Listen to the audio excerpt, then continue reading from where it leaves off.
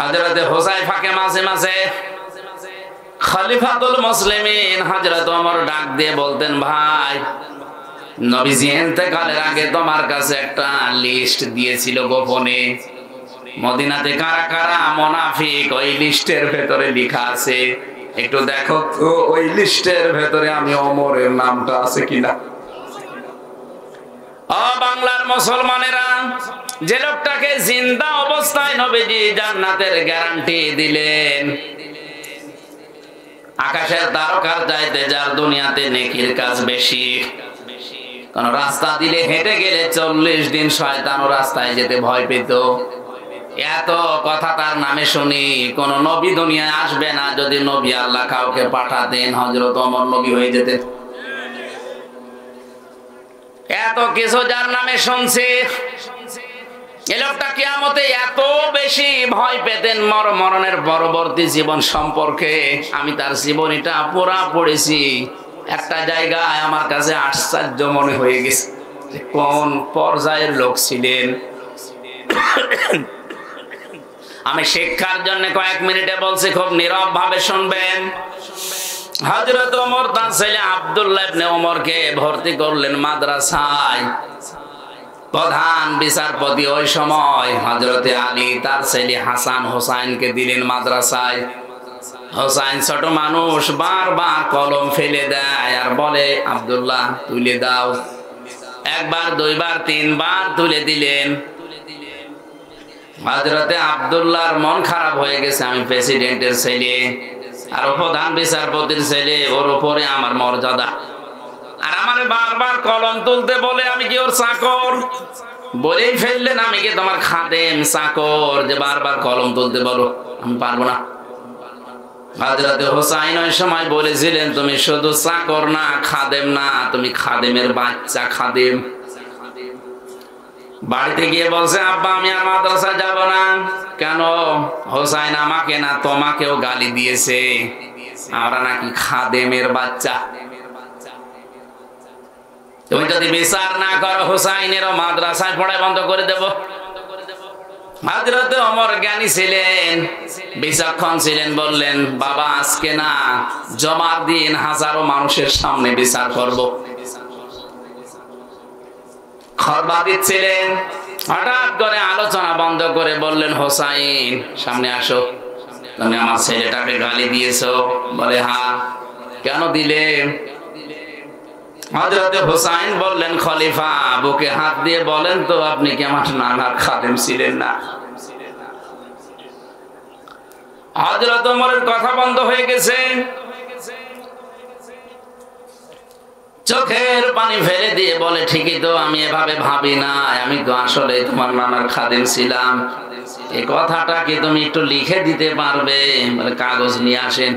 ছোট মানুষ তো আবেগেই বলেছে, কাগজ নিয়ে আসেন।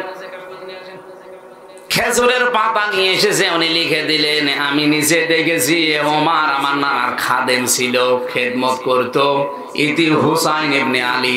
সই করে দিলাম। কাগজটা হাতে নিয়ে হযরত ওমর চমা খেলেন, সাহাবীদেরকে বলে, আল্লাহর নবীর সাহাবীরা, বিচার হয়ে গেছে। ছোট মানুষ আব্দুল্লাহ তো বোঝে না, বলে, বাবা তুমি তো এখনো বিচার শুরুই করলে না, কি করে হয়ে গেল?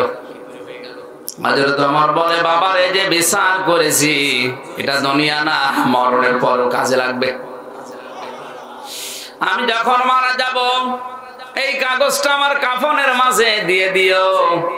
মরণের পরে আমার জীবনের কিছু যদি আল্লাহর ভালো না লাগে, আমার জীবনের কিছু যদি কবুল না হয়, অন্তত এই কাগজটা তুলে দেখাবো। রব্বুল আলামিন, তুমি আমার এই কাগজটার দিকে তাকিয়ে দেখো, তোমার নবীর নাতি সই করে দিয়েছে আমি নাকি নবীর খাদেম ছিলাম। ওসিলাই হলেও তুমি আমাকে মাফ করে দাও। কোন পর্যায়ে ছিলেন তারা? এই মানুষটা মাঝে মাঝে হযরতে হুযায়ফাকে বলতেন, দেখো তো নবীজি যে লিস্ট দিয়েছে মুনাফিকের, ওর ভেতরে আমার নামটা আছে কিনা। হযরত হুযায়ফা কেঁদে ফেললেন, ডাক দিয়ে বলে, খলিফা কি বলেন আপনি? আপনার নাম মুনাফিকের লিস্টে থাকবে মানে? হযরত ওমর বলে, ভাই দুনিয়াতে নবী ছাড়া কারো ঈমান নিরাপদ না। কখন কে বেঈমান হয়ে যায় বলা যায় না। আমি এখন আছি মুসলিম, কখন আমার ঈমান ভেঙে যায়, নষ্ট হয়ে যায়, আমি নিজেও জানি না। এখনো যদি দেখি যে আমার নামটা ওই লিস্টে আছে, যে তওবার তো সময় এখনো শেষ হয়ে যায়নি, আমি এখনো সময় আছে তওবা করে ফিরে আসতে পারবো।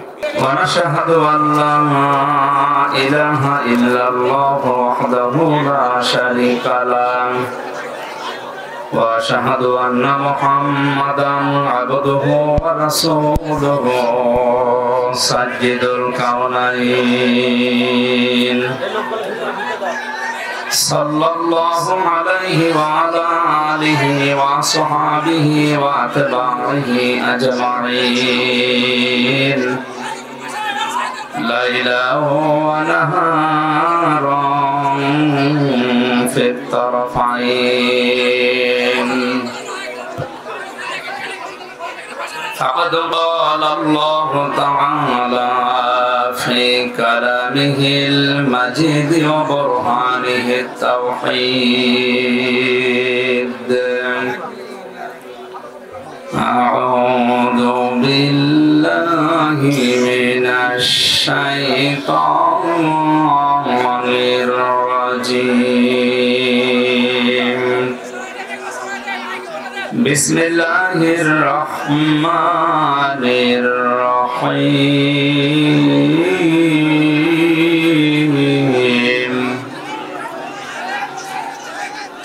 এর কি অবস্থা?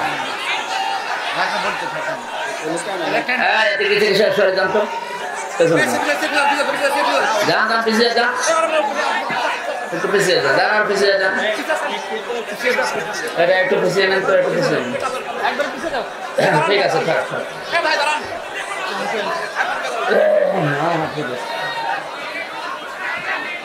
আছে,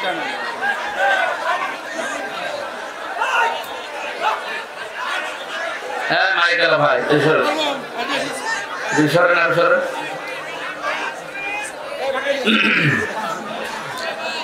দাঁড়িয়ে আছেন, বসে আছেন, যা করেন কথা বলবেন না, কথা বলবেন ভাই।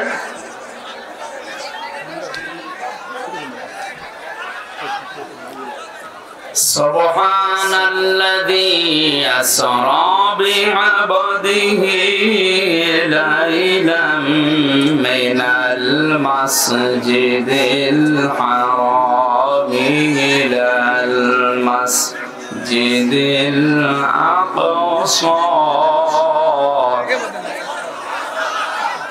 مسجد الأقصى الذي باركنا حوله لنريه من آياتنا إنه هو السميع البصير صدقت يا ربنا عن أبي هريرة رضي الله تعالى عنه قال قال النبي صلى الله عليه وسلم من سلم المسلمون من لسانه ويده رواه مسلم وقال تعالى في شأن حبيبي وما زادهم إلا إيمانا وتسليما اللهم صل على سيدنا مولانا محمد وعلى آل سيدنا مولانا জীবনে যত প্রেম আছে করি যাই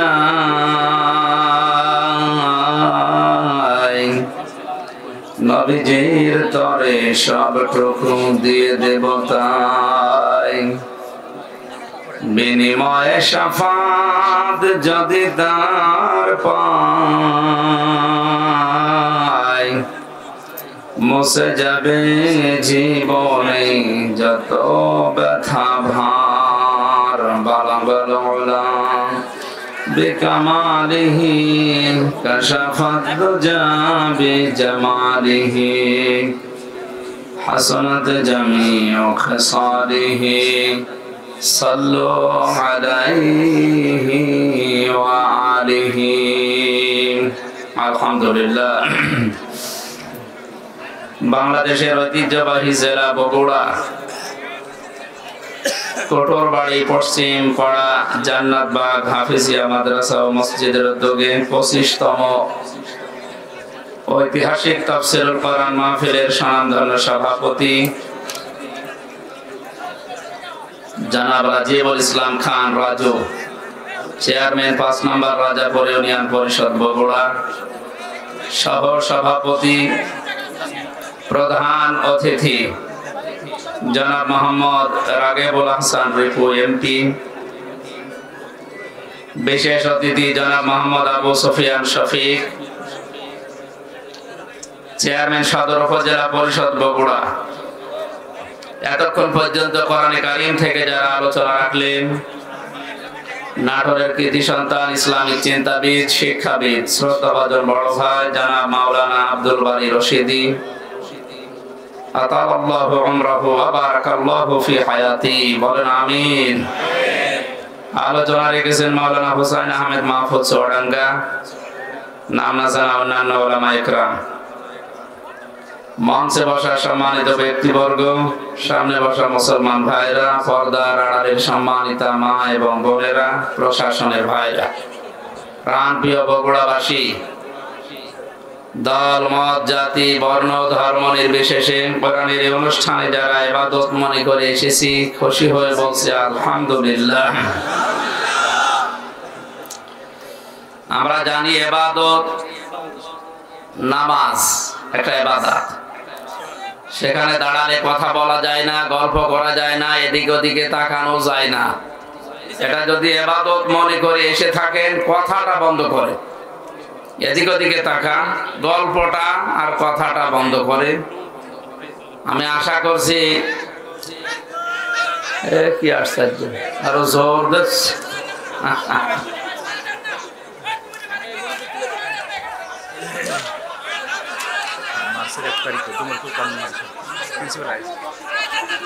এইটা ভুয়া পাশে মাছ নোয়াখালী কোম্পানিগঞ্জ, কিন্তু এখানে পোস্টার করেছে এটা ভুয়া, বুঝি দিয়ে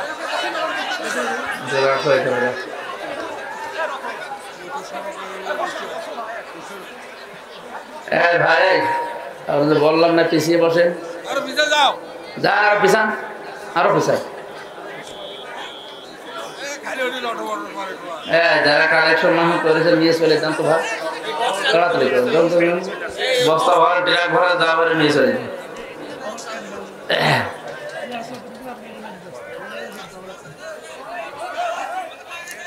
ঠিক আছে, সবাই দেখা রাখবে, এমন কোনো কথা আছে? শোনা তো যাচ্ছে, কথা বলবেন না ভাই। ইবাদত করতে এসে যদি আরো গুনাহ হয়ে যায়, ওই যে বলছিলেন রাবারি ভাই, ওয়াইদা কুরিয়াল কুরআনু ফাসতামিউ লাহু ওয়া আনসিতু লাআল্লাকুম তুরহামুন।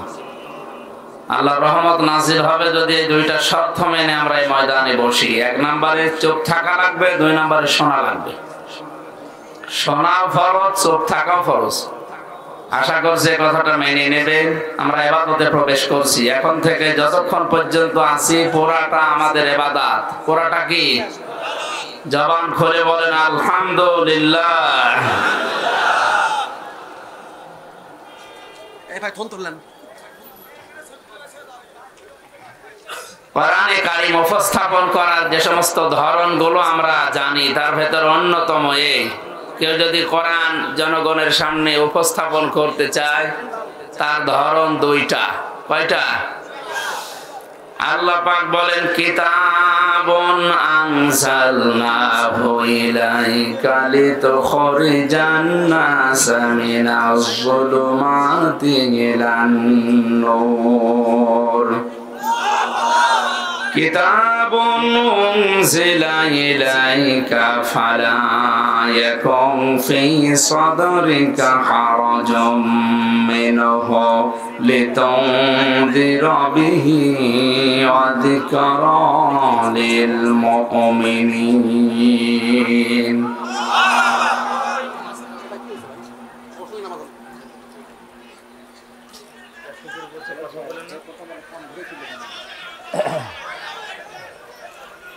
স্টেজে একটা যদি কথা বলেন আপনার এখানে বসিয়ে দেবো, দামি করার একটা শেষ থাকে। আমার কাছে আমি ইয়ার কি মারছ, আর এখানে দাঁড়িয়ে আছে কারা? এরা এনাদেরকে বসেন তো, বসেন বসেন, একদম নিস্তব্ধ হয়ে যাবেন, কথা বলবেন না ভাই। হাতে ভাই ধরে বলছি আপনি কথা বলবেন, আর যাই করেন ইশারায় করেন, কথা বলবেন না। আপনি যদি এসেছেন যেটার জন্য সেটাই না হয়, ছাতা করতে আসার দরকার কি আপনার?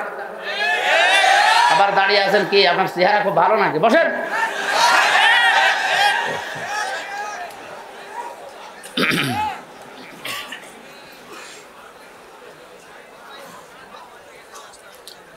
দশ মিনিট শোনেন ভাই, 50 ঘন্টা শোনার দরকার নেই। নবীজি জীবনের সর্বশেষ সবচাইতে বেশি কথা বলেছিলেন মাত্র 27 মিনিট বিদায় হজের ভাষণে। কয় মিনিট? তার এই 27 মিনিটের কথা কিয়ামত পর্যন্ত মানুষ গবেষণা করবে, কোল কিনারা পাবে না। আর আমাদের 27 ঘন্টা বলে যায়, শুনিয়ে যায়, ভেতরে তো কোনো মাল মশলা নেই। এই জন্য আমরা এমন কথা বলবো, 10 মিনিট বলি, অসুবিধা নেই, কিন্তু এখান থেকে আমরা কিছু নিতে চাই। তাফসীরুল কোরআন মাহফিল লিখে দিয়েছেন, আমরা তাফসীর আকারে কথা বলবো ইনশাআল্লাহ। কিভাবে তাফসীর করা লাগে, এই ধরনটা, এই পদ্ধতিটা আল্লাহ শিখিয়েছেন, ওইটা সামনে নিয়ে আসলাম, নাকি আমি মন মতো বলবো?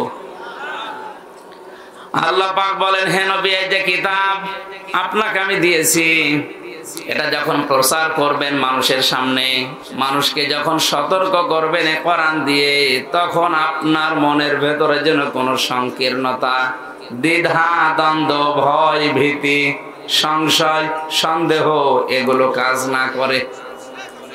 যিকরা লিল মুমিনিন, কোরআন আমার মুমিন বান্দা বান্দীদের জন্য উপদেশ। এর মাঝে দেখবেন হারাজুন শব্দ আছে। তাফসীর পড়তে গিয়ে আমি হারাজুনের ব্যাখ্যা পেয়েছি দুইটা। আলেম সহ যারা জ্ঞানী মানুষ আছেন খুব খেয়াল করেন, হারাজুনের 1 নাম্বার অর্থ হচ্ছে কোরআন যখন সতর্ক করবে। হে নবী, আপনি দেখবেন অনেক মানুষ কোরআনের এই বক্তব্য না বোঝার কারণে রাজনীতি মনে করে রাগ করতে পারে, আর এটা এখন এই দেশে বাড়ছে।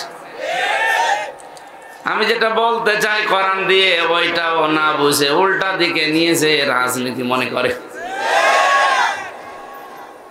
দ্বিতীয় নম্বরে, হে নবী, কোরআন দিয়ে যখন আপনি উপদেশ দেবেন, দেখবেন অনেক ইবাদত বন্দেগী বাংলাদেশ পৃথিবীর ময়দানে মনে করেন চালু করা আছে, যেগুলো আসলে ইবাদত না, মানুষ বানিয়েছে। আর এরকম ইবাদত এই বাংলাদেশে প্রায় 34টার উপরে চলছে। কোন দলিল নেই, আন্দাজে বানিয়ে বানিয়ে মনে করে বাবা করেছে, দাদা করেছে, করতেছে। কিন্তু কোরআনের তাফসীর করতে গেলে ওগুলো টিকবে না, খসে পড়ে যাবে। কারণ তাফসীর মানে খুলে ফেলা।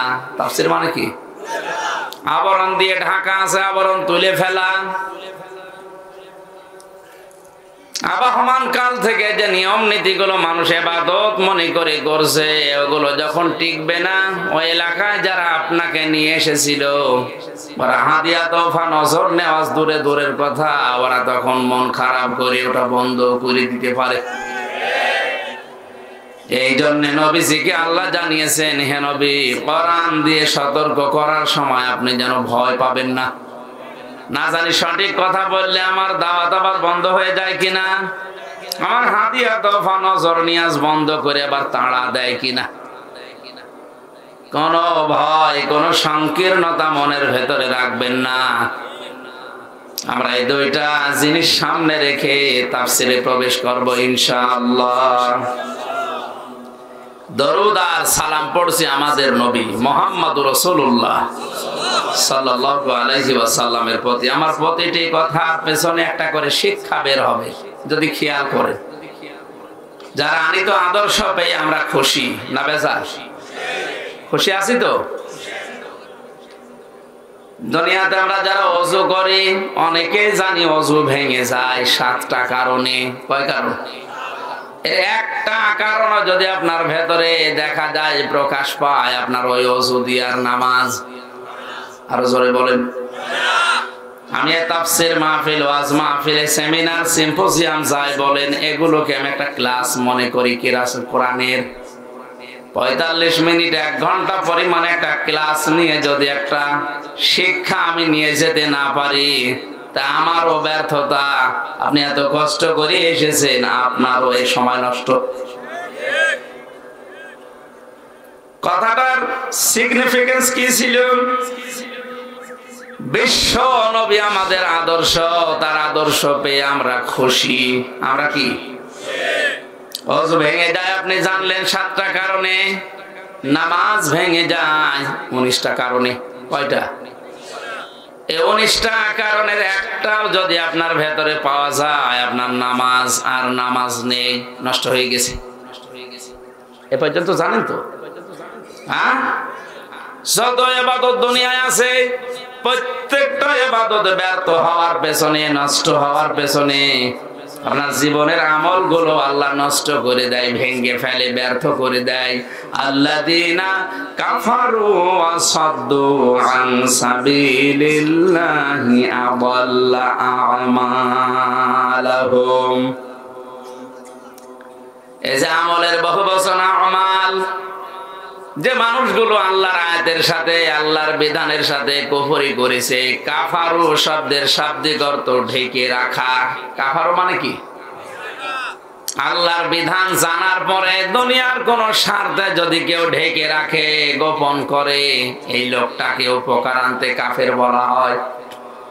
আমরা বাংলাদেশে ধারণাই করে নিয়েছি কাফের এ দেশে নেই। কাফের মানে আবু জেহেল।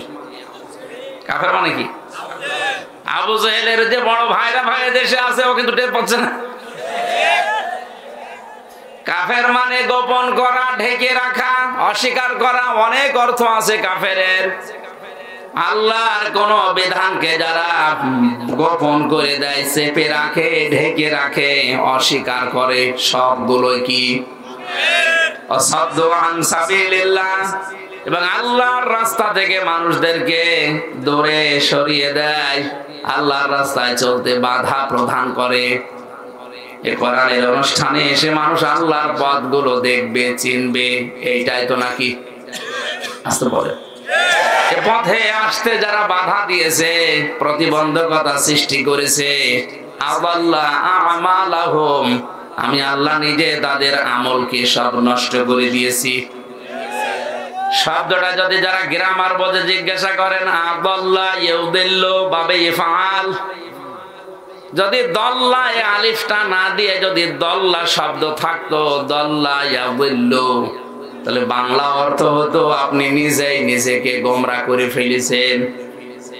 আলিফটা দিয়ে আদাল্লা বাবে ইফআল থেকে যখন আসে, বাংলা অর্থ দাঁড়ায় আল্লাহ নিজে দায়িত্ব নিয়ে আপনাকে খারাপ বানিয়ে দেবে। কি খারাপ বানাবে? আমলের বহু বচন আমাল। আপনার যত আমল আছে, কাজ আছে দুনিয়াতে, সব ভালো কাজগুলো যদি থেকেও থাকে, নষ্ট হয়ে যাবে। এজন্য আমাদের উচিত হচ্ছে যত আমল দুনিয়াতে আল্লাহ দিয়েছেন, প্রতিটি আমল যেন টিকে থাকে, নষ্ট হয়ে না যায়, ভেঙ্গে না যায়, ব্যর্থ হয়ে না যায়।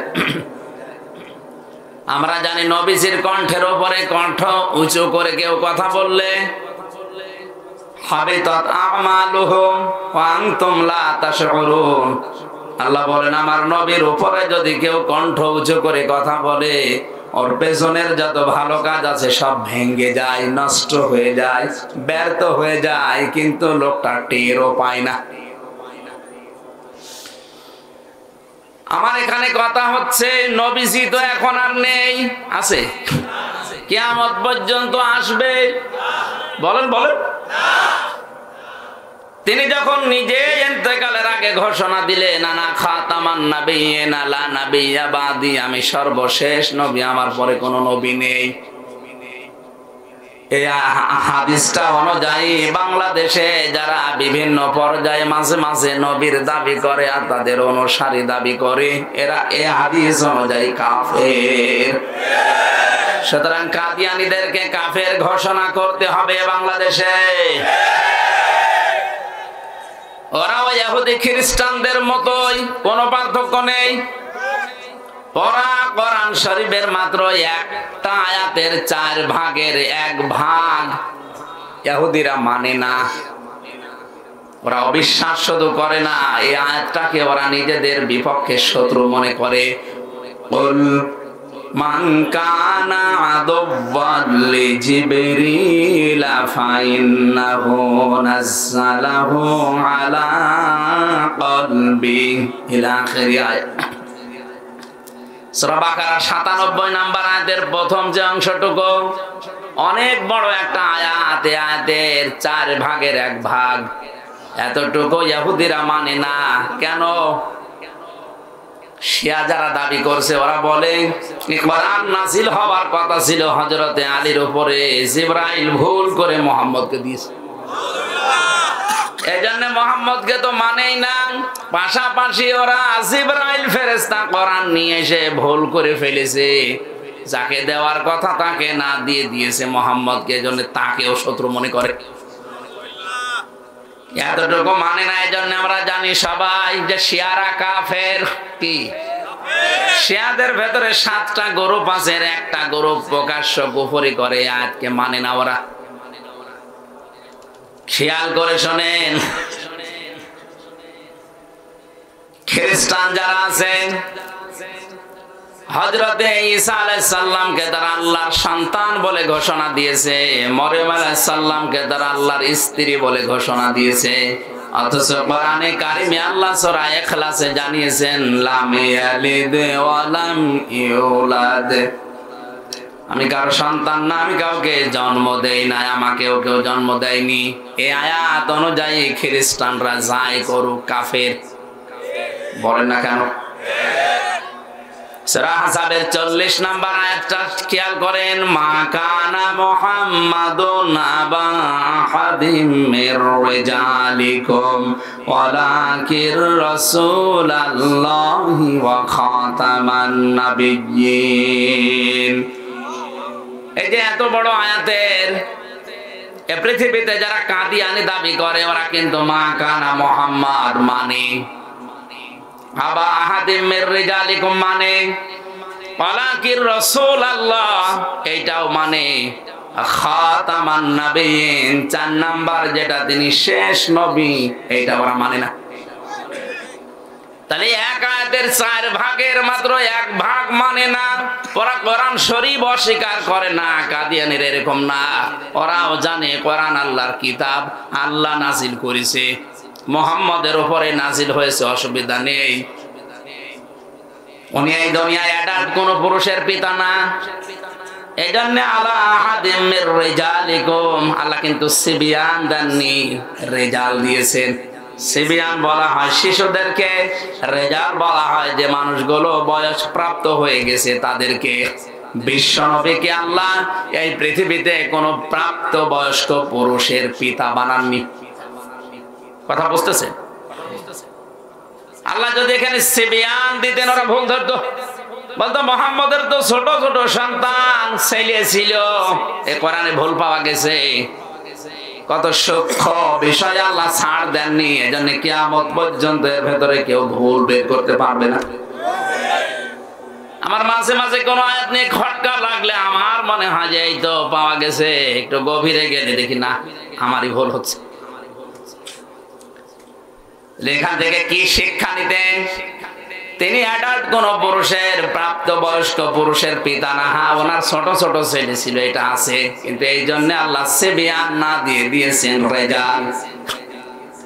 2 নম্বরে উনি পৃথিবীতে রসুল ছিলেন, এইটা ওরা মানে, কোনো অসুবিধা নেই। মুহাম্মদ রসুল, কোনো অসুবিধা নেই, কিন্তু উনি শেষ রাসূল, শেষ নবী। এটা আমি মানি না। শেষ নবী শেষ রসুল এটা হচ্ছে গোলাম আহমদ কাদিয়ানী। এতটুকুর কারণে আমরা জানি সবাই এই দেশে খ্রিস্টানদের সাথে ইহুদিদের সাথে যেমন বিয়ে দেওয়া জায়েজ নেই, এই কাদিয়ানীদের সাথে আত্মীয়তা করা, বিয়ে দেওয়া আরো জোরে। সুতরাং ওরা দেশে যদি থাকে ইহুদিদের মতো খ্রিস্টানদের মতো থাকবে, আমাদের কোনো অসুবিধা নেই, কথাও নেই। কিন্তু মুসলমান পরিচয় দিয়ে থাকলে কোরআনের এই আয়াতটা কেমন হয়ে যায়। আমার মাঝে মাঝে আয়াতগুলো না চিন্তা আসেন। ইহুদি খ্রিস্টান কাদিয়ানি শিয়া যাই বলেন, এ মানুষগুলো পুরা কোরআন অস্বীকার করে না। 6666টা আয়াতের ভেতরে মাত্র একটা আয়াতের কেউ 4 ভাগের 1 ভাগ, কেউ 3 ভাগের 1 ভাগ, কেউ 2 ভাগের 1 ভাগ এতটুকু মানে না, বিশ্বাস করে না। এই জন্য আমরা সবাই পৃথিবীতে জানি ইহুদিরা কাফের, খ্রিস্টানরা কাফের, শিয়ারা কাফের, কাদিয়ানীরা আর জোরে। অথচ বাংলাদেশে জিহাদের আয়াত আল্লাহ কোরআনে 903 জায়গায় ডাইরেক্ট ইনডাইরেক্ট মিলে দিয়েছে। এই জিহাদকে যারা জঙ্গিবাদ বলে চালিয়ে জাতির কাছে আলেমদেরকে কালা করার চেষ্টায় আছে, এরা টাটকা কাফের।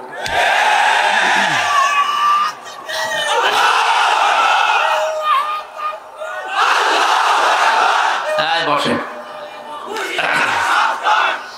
জিহাদ একটা ইবাদত, আপনি না করতে পারেন সেটা আলাদা, কিন্তু এটা যারা করতে চায় আপনি তাদের পেছনে এভাবে লেগে আছেন। অথচ ইহুদিকে আপনি দেখলেই কাফের মনে করেন, খ্রিস্টানকে দেখলেই কাফের মনে করেন, শিয়া দেখলেই কাফের মনে করেন, কাদিয়ানি দেখলেই কাফের মনে করেন। আপনি যে নিজে কাফের বাপ হয়ে গেছেন আপনি টের পাচ্ছেন। ওরা মাত্র একটা আয়াতের 4 ভাগের 1 ভাগ মানে না, আপনি ফতোয়া দিচ্ছেন কাদিয়ানি কাফের, ওর সাথে আত্মীয়তা জায়েজ নেই। আপনি 903টা আয়াত মানেন না, এক কথা বলেন না কেন? বিশ্বনবী মুহাম্মদুর রাসূলুল্লাহ সাল্লাল্লাহু আলাইহি ওয়াসাল্লামের কথা বলছিলাম। পৃথিবীতে প্রতিটি ইবাদত তিনি শিখিয়েছেন আর বলেছেন এইটা করলে তার ইবাদত ভেঙে যায়, নষ্ট হয়ে যায়। নামাজ ভেঙে যায় কয়টা কারণে? আরো জোরে। ওযু ভেঙে যায় কয়টা কারণে? এরকম হজ ভেঙে যায়, যাকাত ভেঙে যায়, আপনার আমল ভেঙে যায়। সবগুলো ভাঙার কিছু না কিছু কারণ আছে। নবীজি বলেন পৃথিবীতে মানুষ জান্নাতে যাবে যেটা নিয়ে তার নাম ঈমান, ঈমানও ভেঙে যায় 10টা কারণে। ঈমান ভেঙে যায়, নষ্ট হয়ে যায় কয় কারণে? এখানে যারা আছেন আমার যতটুকু বিশ্বাস এখানে কোনো বেঈমান নেই, থাকলে এখানে আসতেন না। এখন আপনার ঈমান আছে না গেছে, না ভেঙে গেল, ব্যর্থ হয়ে গেল, নষ্ট হয়ে গেল, এটার খোঁজ নেওয়ার দরকার নেই? আরো জোরে। হযরতে হুযায়ফাকে মাঝে মাঝে খলিফাতুল মুসলিমিন হযরত ওমর ডাক দিয়ে বলতেন, ভাই নবীজি ইন্তেকালের আগে তোমার কাছে একটা লিস্ট দিয়েছিল গোপনে, মদিনাতে কারা কারা মুনাফিক ওই লিস্টের ভেতরে লেখা আছে, একটু দেখো তো ওই লিস্টের ভেতরে আমি ওমরের নামটা আছে কিনা। ও বাংলার মুসলমানেরা, যে লোকটাকে জিন্দা অবস্থায় নবীজি জান্নাতের গ্যারান্টি দিলেন, আকাশের তারকার চাইতে যার দুনিয়াতে নেকির কাজ বেশি, কোন রাস্তা দিলে হেঁটে গেলে 40 দিন শয়তানও রাস্তায় যেতে ভয় পেত। এত কথা তার নামে শুনি, কোন নবী দুনিয়ায় আসবে না। যদি নবী আল্লাহ কাউকে পাঠাতেন হযরত ওমর নবী হয়ে যেতেন। এত কিছু যার নামে শুনছি, এই লোকটা কিয়ামতে এত বেশি ভয় পেতেন মরণের পরবর্তী জীবন সম্পর্কে। আমি তার জীবনীটা পুরা পড়েছি। একটা জায়গায় আমার কাছে আশ্চর্য মনে হয়ে গেছে কোন পর্যায়ের লোক ছিলেন। আমি শিক্ষার জন্য কয়েক মিনিটে বলছি, খুব নীরব ভাবে শুনবেন। হযরত ওমর তার ছেলে আব্দুল্লাহ ইবনে ওমরকে ভর্তি করলেন মাদ্রাসায়। প্রধান বিচারপতি ওই সময় হযরতে আলী তার ছেলে হাসান হোসাইনকে দিলেন মাদ্রাসায়। হোসাইন ছোট মানুষ, বারবার কলম ফেলে দেয় আর বলে আব্দুল্লাহ তুলে দাও। একবার, দুইবার, তিনবার তুলে দিলেন। হযরতে আব্দুল্লাহর মন খারাপ হয়ে গেছে, আমি প্রেসিডেন্টের ছেলে আর প্রধান বিচারপতির ছেলে, ওর উপরে আমার মর্যাদা, আর আমার বারবার কলম তুলতে বলে আমি কি ওর চাকর? বলেই ফেললেন আমি কি তোমার খাদেম, চাকর, যে বারবার কলম তুলতে বলো? আমি পারবো না। হযরতে হোসাইন ওই সময় বলেছিলেন তুমি শুধু চাকর না, খাদেম না, তুমি খাদেমের বাচ্চা, খাদেম। বাড়িতে গিয়ে বলছে আব্বা আমি আর মাদ্রাসা যাব না। কেন? হোসাইন আমাকে না তোমাকেও গালি দিয়েছে, আমরা নাকি খাদেমের বাচ্চা। তুমি যদি বিচার না করো হোসাইনেরও মাদ্রাসায় পড়াই বন্ধ করে দেব। হযরতে ওমর জ্ঞানী ছিলেন, বিচক্ষণ ছিলেন, বললেন বাবা আজকে না, জমার দিন হাজারো মানুষের সামনে বিচার করব। খতবা দিচ্ছিলেন, হঠাৎ করে আলোচনা বন্ধ করে বললেন হোসাইন সামনে আসো, তুমি আমার ছেলেটাকে গালি দিয়েছো? বলে হ্যাঁ। কেন দিলে? হযরতে হোসাইন বললেন খলিফা বুকে হাত দিয়ে বলেন তো আপনি কি আমার নানার খাদেম ছিলেন না? হযরত ওমরের কথা বন্ধ হয়ে গেছে, চোখের পানি ফেলে দিয়ে বলে ঠিকই তো, আমি এভাবে ভাবি না, আমি তো আসলে তোমার নানার খাদেম ছিলাম। এই কথাটা কি তুমি একটু লিখে দিতে পারবে? বলে কাগজ নিয়ে আসেন। ছোট মানুষ তো আবেগেই বলেছে কাগজ নিয়ে আসেন। খেজুরের পাতা নিয়ে এসেছে, উনি লিখে দিলেন আমি নিচে দেখেছি ওমর আমার নানার খাদেম ছিল, খেদমত করতো, ইতি হুসাইন ইবনে আলী। সই করে দিলাম। কাগজটা হাতে নিয়ে হযরত ওমর চমা খেলেন, সাহাবীদেরকে বলে আল্লাহর নবীর সাহাবীরা, বিচার হয়ে গেছে। ছোট মানুষ আব্দুল্লাহ তো বোঝে না, বলে বাবা তুমি তো এখনো বিচার শুরুই করলে না, কি করে হয়ে গেল? হযরত ওমর বলে বাবার এই যে বিচার করেছি এটা দুনিয়া না, মরণের পরও কাজে লাগবে। আমি যখন মারা যাব এই কাগজটা আমার কাফনের মাঝে দিয়ে দিও। মরণের পরে আমার জীবনের কিছু যদি আল্লাহর ভালো না লাগে, আমার জীবনের কিছু যদি কবুল না হয়, অন্তত এই কাগজটা তুলে দেখাবো। রব্বুল আলামিন তুমি আমার এই কাগজটার দিকে তাকিয়ে দেখো, তোমার নবীর নাতি সই করে দিয়েছে আমি নাকি নবীর খাদেম ছিলাম। ওসিলাই হলেও তুমি আমাকে মাফ করে দাও। কোন পর্যায়ে ছিলেন তারা? এই মানুষটা মাঝে মাঝে হযরতে হুযায়ফাকে বলতেন দেখো তো নবীজি যে লিস্ট দিয়েছে মুনাফিকের, ওর ভেতরে আমার নামটা আছে কিনা। হযরত হুযায়ফা কেঁদে ফেললেন, ডাক দিয়ে বলে খলিফা কি বলেন আপনি? আপনার নাম মুনাফিকের লিস্টে থাকবে মানে? হযরত ওমর বলে ভাই দুনিয়াতে নবী ছাড়া কারো ঈমান নিরাপদ না, কখন কে বেঈমান হয়ে যায় বলা যায় না। আমি এখন আছি মুসলিম, কখন আমার ঈমান ভেঙে যায়, নষ্ট হয়ে যায় আমি নিজেও জানি না। এখনো যদি দেখি যে আমার নামটা ওই লিস্টে আছে, তওবার তো সময় এখনো শেষ হয়ে যায়নি, আমি এখনো সময় আছে তওবা করে ফিরে আসতে পারবো। ঈমান ভাঙার কারণ কয়টা বললাম? আরো জোরে। এর 4 নাম্বার কারণটা আমি বলবো শুধু, যেহেতু এই সাবজেক্টের উপর আমার আলোচনা না, আমি 4 নাম্বারটা বলছি শিক্ষার জন্য। বিশ্বনবী জানিয়েছেন ঈমান ভেঙে যায় ওই লোকটার যে আমি নবী মুহাম্মদুর রাসূলুল্লাহকে বাদ দিয়ে অন্য কারো আদর্শকে ভালো মনে করে। বগুড়াবাসী যদি বিবেক থাকে আর মাথায় মগজ থাকে, ভাবেন তো বিশ্ব নবীকে বাদ দিয়ে অন্য কারো আদর্শ যদি কারো ভালো লাগে, পছন্দ হয়, ওর ঈমান আর নেই, ওটা বেঈমান হয়ে গেছে।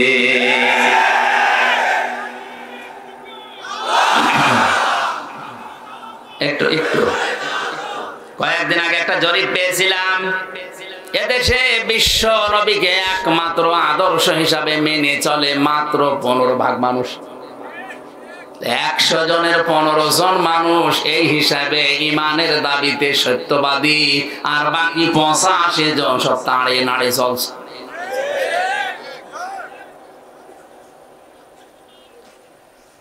আব্দুল্লাহ ইবনে উবাইয়ের নাম শুনলে আমরা ঘৃণা করি, অথচ তার পুরা জীবন পড়ে দেখেছি আমি তাফসীরে ইবনে কাসিরের ভেতরে আমার দৃষ্টিতে শুধু একটা ভুল পেয়েছি। ওই লোকটার জীবনে কোনো ভুল আমি পাইনি, মাত্র একটা ভুল ছিল। ও নবীর মতো দাড়ি রাখতো, নবীজির পেছনে নামাজ পড়তো, নবীর সাথে রোজা রাখতো, ইফতারি করতো, ওর টুপি জোব্বা পাগড়ি দস্তরখানা সব ছিল নবীর মতো। এমনকি নবীজি যখন যা বলতেন কারেন্টের মতো করতেন। বিশ্ব নবী একবার বলেছিলেন আল্লাহর কাছে দুইটা নাম কিন্তু প্রিয়, আব্দুল্লাহ আর আব্দুর রহমান। আলোচনা শোনার ফাঁকে পেছন দিক থেকে দৌড় দিয়ে বাড়িতে এসে নিজের নাম, ছেলের নাম, নাতি ছেলের নাম, বাবার নাম সব পাল্টিয়ে রেখেছে আব্দুল্লাহ। নবীর কথা মানতো কম, কথা বলেন। এই লোকটা যখন মারা গেল, ওর ছোট্ট ছেলে এসে নবীজি মসজিদে নববীতে বসা ডাক দিয়ে বলে, ইয়া রাসূলুল্লাহ, আমার বাবা মারা গেছে। নবীজি বললেন, কে? আব্দুল্লাহ ইবনে উবাই। আমার বাবা মারা যাওয়ার আগে দুইটা কথা জানিয়েছে। এক নম্বরে আপনি আমার বাবার জানাজাটা পড়াবেন, দুই নম্বরে আপনার এই জামাটা কাফনের জন্য দেবেন। নবীজি বললেন, ঠিক আছে, লাশ রেডি করো। জামা খুলে দেবেন। হযরত ওমর সহ 22 জন সাহাবী বসা ছিলেন, 21 জন দাঁড়িয়ে গেছে। এটা সিরাত ইবনে হিশামের ভেতরে আছে। সঙ্গে সঙ্গে হযরত ওমর জামা টেনে ধরলেন, না আপনি খুলে দেবেন না। নবীজি বলেন, ওমর জামা ছেড়ে দাও, এখনো পর্যন্ত আল্লাহ আমাকে নিষেধ করেনি, সুতরাং জামা ছাড়ো, আমি দিতে চাই। কারণটা কি? বদরের ময়দানে যে 14 জন শহীদ হয়েছিল আর 14 জন আটক হয়েছিল, ওই আটক যারা তাদের ভেতরে আমার চাচা আব্বাসও ছিল। আমার চাচাকে আমি বন্দিশালায় যখন বন্দি করে রেখেছিলাম, বেঁধে রেখেছিলাম খেজুরের পাতার দড়ি দিয়ে। এত ফর্সা ছিল আমার চাচা, খুব শক্ত করে বাঁধার কারণে তার রক্ত জমে গিয়েছিল শরীরে।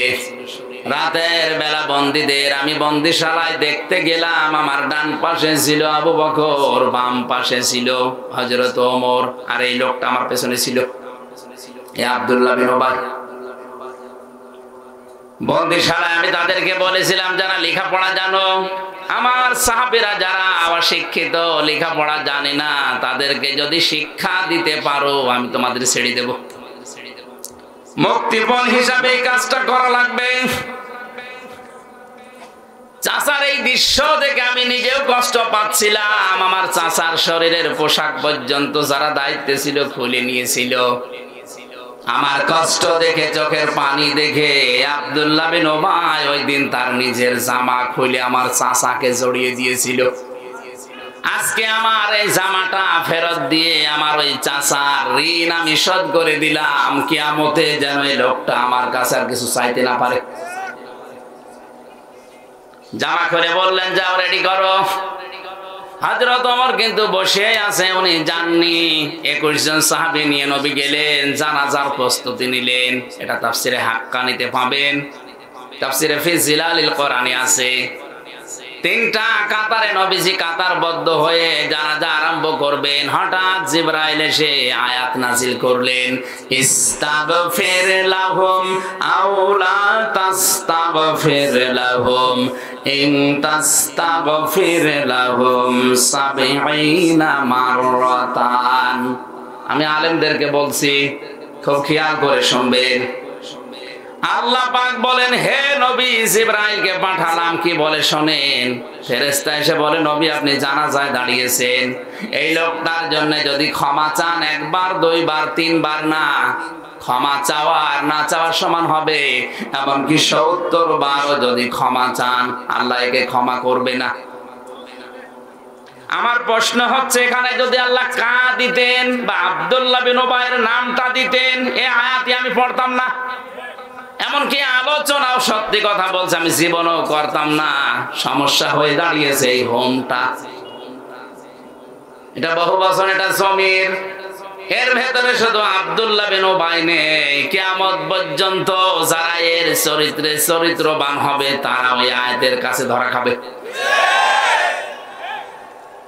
আব্দুল্লাহ বিন উবাই আমরা সবাই জানি লোকটা ছিল মুনাফিক। কে ছিল? আরো জোরে। মানুষ মুনাফিক হয় কি করলে? তিনটা কাজে মানুষ মুনাফিক হয়ে যায়। কথা বললেই মিথ্যা কথা বলে, এই লোকটা কি? আরো জোরে। এই ধরনের লোক এদেশে এখন নেই। সেদিন চট্টগ্রাম থেকে আসার সময় এক নেতা পাশে বসা ছিল, মানে বলছিল, হুজুর আর কত মিথ্যা কথা বলবো, জীবন শেষ হয়ে গেল, সকাল থেকে উঠে শুরু করি রাত 10টা পর্যন্ত মিথ্যার উপরে আসি, আমি আর পারছি না।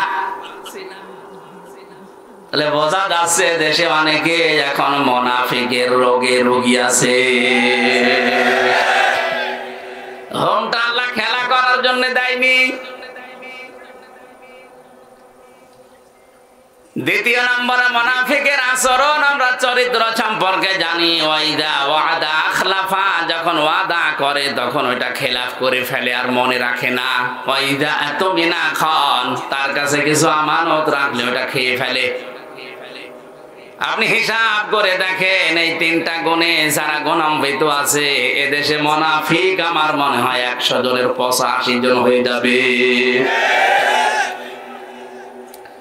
আমার ভয়ঙ্কর লাগে আজটা পড়ার পরে এই কারণে, কারণ নবীজি মুনাফিকদের যে চিহ্নগুলো, শাস্তিগুলো কোরআন দিয়ে হাদিস দিয়ে বর্ণনা দিয়েছে, সব চাইতে মারাত্মক আয়াত সূরা নিসার 140 নম্বর আয়াতটা, ইন্নাল্লাহা জামিউল মুনাফিকিনা ওয়াল কাফিরিনা ফি জাহান্নামা জামিআ। কিছুই লাগবে না ভাই, এখন চুপ করে বসে থাকে। বগুড়াবাসী আরো খেয়াল করে শোনেন, অবশ্যই আমি আল্লাহ জাহান্নামে একত্রিত করব মুনাফিক আর কাফেরদের। আগে কাদের নাম? আরো জোরে বলেন। তার মানে বোঝা যাচ্ছে আল্লাহর দৃষ্টিতে কাফেরের চাইতেও নিকৃষ্ট মুনাফিক।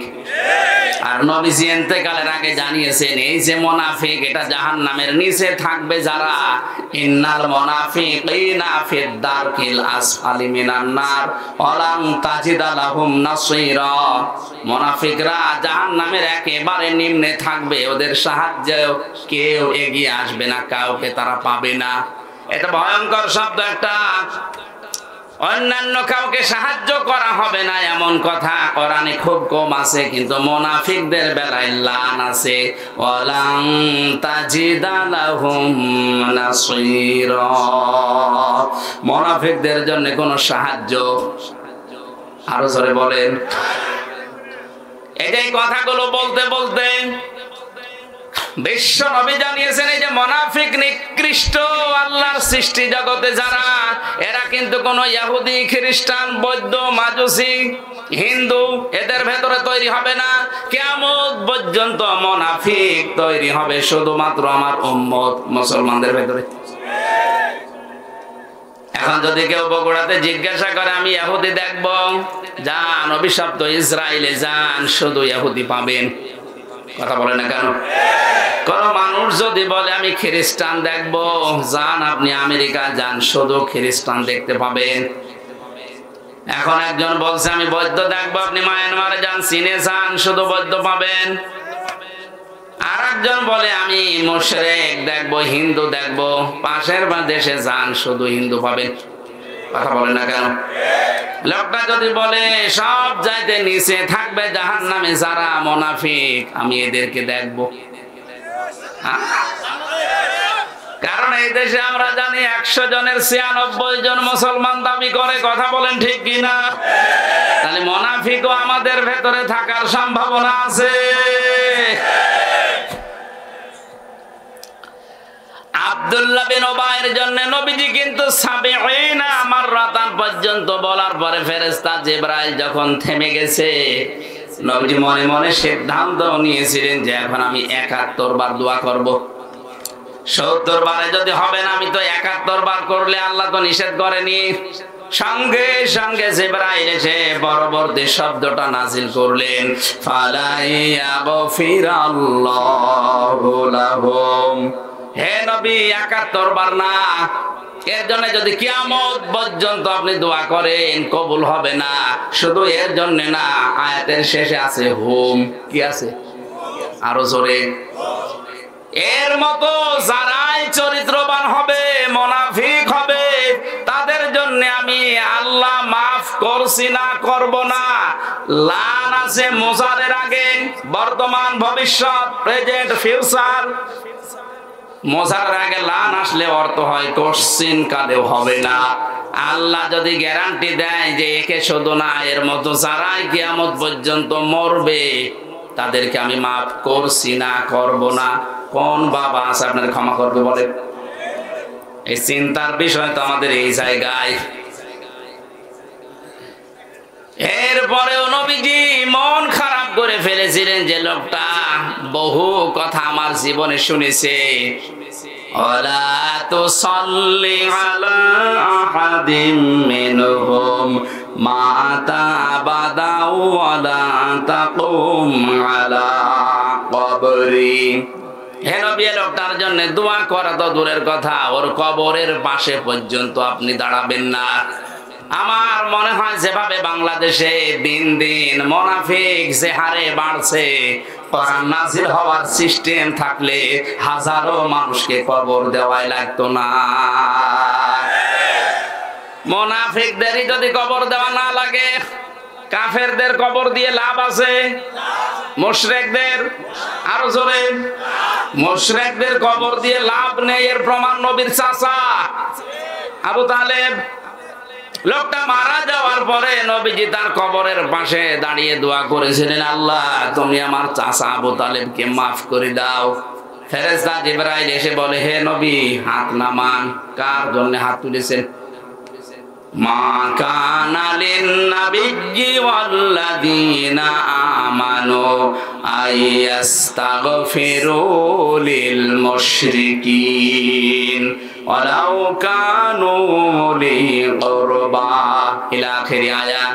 সূরা তাওবা 11 নম্বর পারার 4 নম্বর পৃষ্ঠার 4 নম্বর লাইনের 113 নম্বর আয়াতের প্রথম অংশে আছে। এটা তাফসীর ইবনে কাসিরে পাবেন। আল্লাহ পাক বলেন, হে নবী, আপনি হাত তুলেছেন, নামান হাত। শুধু এই লোকটার জন্য না, কোন মুশরিকের জন্য, কোন নবী, কোন ঈমানদারের জন্য জায়েজ নয়, শোভনীয় নয়, উচিত নয় যে সে আল্লাহর কাছে ক্ষমা চাবে, যদিও ওইটা নিজের নিকট আত্মীয় হয়। বগুড়াবাসী, আপনার বিবেক কি এখনো খুলবে না? নবীজির চাচা, আপন চাচা মুশরিক, হাত তুলে দাঁড়িয়ে আছে নবীজি। আল্লাহ বলছেন হাত নামান, এ হাত কবুল হবে না। অথচ জীবনে নবীজির হাত তোলা লাগে নাই, শুধু বদরের ময়দান ছাড়া উনি মনের ভেতরে কামনা আসলে কবুল হয়ে যেত। বদরের ময়দানে উনি হাত তুলেছিলেন, এত উপরে তার বগল দেখা যাচ্ছিল, চাদর ছিল শরীরে, চাদরটা পড়ে গিয়েছিল। আর বাকি জীবনে আমি পড়ে দেখেছি রাহিকুল মাকতুম পুরাটা, কোন দিন উনি হাত তুলেছে কবুল হয়নি, আমি পাইনি। শুধু মনের ভেতরে কামনা আসলেই কবুল হয়ে গেছে। আর সেই নবী হাত তুলে দাঁড়িয়ে আছে। আল্লাহ বলছেন হাত নামান। চাচা মুশরিক, ওটা আত্মীয়তাতে কি? বাংলাদেশের টাটকা মুশরিক মরে যায়, আর আমরা গরু জবাই করে ওরে জান্নাতে দিয়ে আসি, মনে হয় যে কন্ট্রাক্টর নিয়েছে। এগুলো পোড়াটা ধোকা। এগুলো কি? আপনি যাই মনে করেন না কেন, এটাই বাস্তবতা, আর এটাই সত্য কথা। খালি ওই গরু ছাগল গুলো খাওয়ানোই হয়, আপনার চাচা আর আপনার বাবার কোনো উপকার হয় না, কারণ ও তো মুশরিক। আরো জোরে বলেন কি? মুশরিক কাকে বলে? যারা শিরিক করে। কি করে? কার সাথে? আল্লাহর সাথে শিরিক করে, আল্লাহর জাতের সাথে, সিফাতের সাথে, আল্লাহর আইনের সাথে, আল্লাহর বিধানের সাথে, আল্লাহর সৃষ্টির সাথে যারা শিরিক করে এরা মুশরিক। আর জোরে, আল্লাহ সৃষ্টি করেছেন আপনাকে পুরুষ, আপনি সকাল বেলা পুরুষই আছেন, বিকালে বলেন না আমি নারী। কথা বলছেন না? এই সিস্টেম এখন চালু হয়নি, এইগুলো এখন আবার শিক্ষা ব্যবস্থায় চালু করে দিয়েছে। উনি শরীফ থেকে হয়ে গেছে শরীফা। আরে বেটা, এটা কোন দিকে যাচ্ছে আপনি টের পাচ্ছেন? সকাল বেলা এই লোকটা শরীফ, বিকালে বলছে আমি শরীফা। এখন যদিও এই কথা বলে প্রচার করে মনে মনে করে যে আমি তো শরীফা হয়ে গেছি, তাহলে মহিলা হোস্টেলে ওরে সিট দেওয়া লাগবে। মহিলা হোস্টেলে আপনার মেয়ে আছে, আপনার বোন আছে, আপনার ফুফু আছে। ও মালটা যদিও দাবি করছে শরীফা, আসল কি কথা বলে। ওরে যদি আপনি মহিলা হোস্টেলে সিট দেন, যেখানে আপনার মেয়ে আছে, আপনার বোন আছে, আপনার ফুফু আছে, নিচে নামা লাগবে। ওখান থেকে যা আসবে সব অবৈধ সন্তান। এটা একটা সূক্ষ্ম ষড়যন্ত্র। নবীজি জানিয়েছেন, কোন পুরুষ যদি মহিলার বেশ ধারণ করে, কোন মহিলা যদি পুরুষের সুরাত সিরাত ধারণ করে, যতক্ষণ ওই নিয়তে থাকবে, ওই নিয়মে, ততক্ষণ আল্লাহ নিজে বরদুয়া দেবে। জোরে বলেন নাউজুবিল্লাহ। পুরা জাতিকে আল্লাহর গজবে ফেলার জন্য অনেকেই সূক্ষ্মভাবে ষড়যন্ত্র করছে। ওরা মনে করছে হুজুর কিছু ধরতে পারবে না। আমি আর নিচে নামলাম না, আমি নেমে মায়ের খাই, ঝামেলায় আছে। বগুড়াবাসী যেটা বোঝাতে চাচ্ছিলাম, আব্দুল্লাহ বিন উবাইয়ের পুরা জীবন আমার চোখে শুধু একটা মাত্র ভুল ধরা পড়েছে। আর পুরা জীবনটাই ঠিক ছিল, শুধু রাজনৈতিক জীবনে বিশ্ব নবীকেও আদর্শ মানত না। ওর আদর্শ ছিল আবু জেহেল। এবার আপনি এখানে যারা আছেন বলেন তো, নবীজির কথা শোনার সঙ্গে সঙ্গে আমল করা এরকম মানুষের দেশে কম না বেশি? কম। অথচ এর জীবনে প্রত্যেকটা জায়গায় নবীজির কথা বলতে দেরি, মানতে দেরি নেই। শুধু একটা জায়গায় দুনিয়ার লালসায় পড়ে নিজের নেতৃত্ব হারাবে না, এই কারণেও রাজনৈতিক জীবনে নবীকে মানত না। ওর আদর্শ ছিল রাজনৈতিক জীবনে কে? আরো জোরে। আজ বাংলাদেশে কত মানুষ বলে আমি তো নামাজ পড়ি, রোজা রাখি, আমার জুব্বা আছে, আমার সব আছে, আল্লাহ জাহান্নামে দেবে। কেন? কেন দেবে টের পাচ্ছেন না? আপনার তো ঈমান নেই, কারণ আপনার ঈমান ভেঙে গেছে। নবীজি মুহাম্মদ রাসূলুল্লাহ বাদ দিয়ে অন্য কারো আদর্শকে যারা ভালো মনে করে, সে লোকটা বেঈমান। এই জন্য আমি কথা বলেছিলাম যে মুহাম্মদ রাসূলুল্লাহ তার আদর্শ পেয়ে আমরা খুশি। এই খুশি আছেন তো?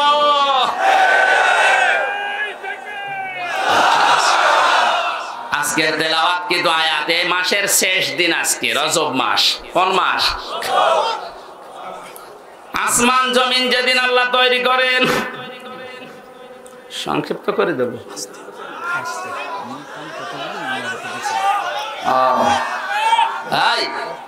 আবেগ দিয়ে চলে না ভাই। আমি যে আয়াত পড়েছিলাম সূরা বানী ইসরাইলের প্রথম আয়াত, 14টা পয়েন্ট ছিল আয়াতের ভেতরে। অন্তত 5 মিনিট করে বললো, 5 14 70 মিনিট লাগবে। আমার সংক্ষেপে তার মানে 2-4 মিনিট। আমি আয়াতটা অন্তত শেষ করি। জবান খুলে পড়ে না, আউযু বিল্লাহি মিনাশ শাইতানির রাজিম, বিসমিল্লাহির রহমানির রহিম,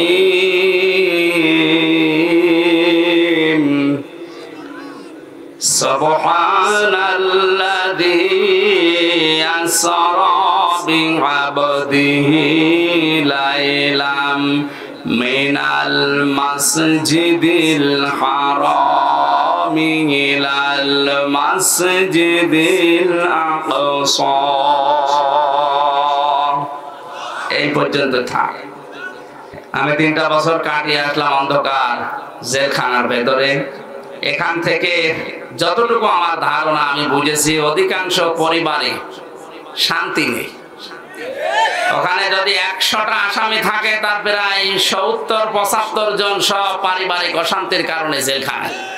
হয় বউ মার্ডারের আসামি, নাই আত্মহত্যা করে ফেলেছে, এরকম। তাই আমি পারিবারিক জীবনের যে দাম্পত্য জীবনে কলহ এবং এর সমাধান কি করে করা লাগে আমি টুকে টুকে রেখেছিলাম ওখানে। বাইরে এসে 2টা বই করেছি। একটা পুরুষের জন্য, একটা মহিলাদের জন্য। যদি পারেন ওইটা মেয়েদের উপহার দেবেন, আর মেয়েরা নিয়ে স্বামীদেরকে দেবেন। আশা করি দাম্পত্য জীবনের যে সমস্ত ঝামেলাগুলো, এই প্রক্রিয়া প্রেম, এগুলো আস্তে আস্তে বিদায় নেবে আমাদের সমাজ থেকে। আল্লাহ আমাদের তৌফিক দিন। স্টেজে মনে হয় পাওয়া যাবে, এখান থেকে নিয়ে যাবেন। শেষ তো করব, কমিটি তো শেষ করতে দেবে। বাড়ি ভাই আছে, মোনাজাত করবো।